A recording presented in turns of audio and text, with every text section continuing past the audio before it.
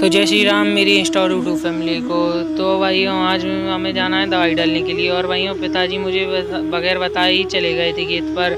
और मैंने खेत पर पहुंचकर देखा तो पिताजी तो दवाई डालने में भी लग गए थे। और फिर क्या मैं भी देखने लग जाता हूं पिताजी को कि पिताजी ने मेरी बात भी नहीं सुनी और मैं फिर चल देता हूं दवाई का पंप लेकर, क्योंकि मुझे दवाई डालनी थी और पिताजी से मैंने पंप ले लिया था।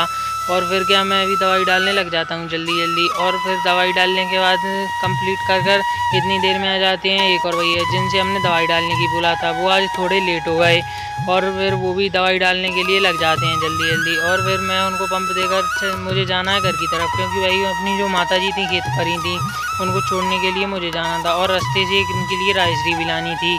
और फिर क्या भाइयों मैं इनके लिए राइसरी लेकर आ जाता हूँ वापस से खेत पर।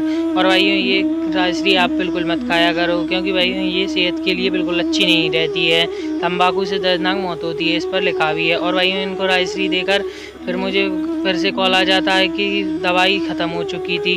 और भाइयों फिर मैं चल देता हूँ दवाई लेने के लिए और उधर से लौटते समय मैं लेकर आ जाता हूँ दवाई। और बिल्कुल भी वीडियो नहीं बन पाई, क्योंकि भाइयों वहाँ पर मैं बिल्कुल ही ध्यान भूल गया था, बहुत सारे लोग थे।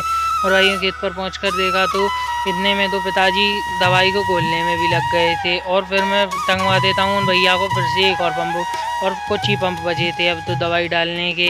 और फिर क्या भाइयों इतनी देर में ही वो भाई कर देते हैं सारे खेत को कंप्लीट, और आ जाती है इतने में लाइट। फिर अपना संजय भाई भरने लग जाता है ड्रम को, फिर हम दोनों भाई चल देते हैं घर की तरफ। और भाइयों चैनल को सब्सक्राइब कर लो अगर आपको हमारा ये वाला ब्लॉग अच्छा लगा हो। ये जय श्री सीताराम।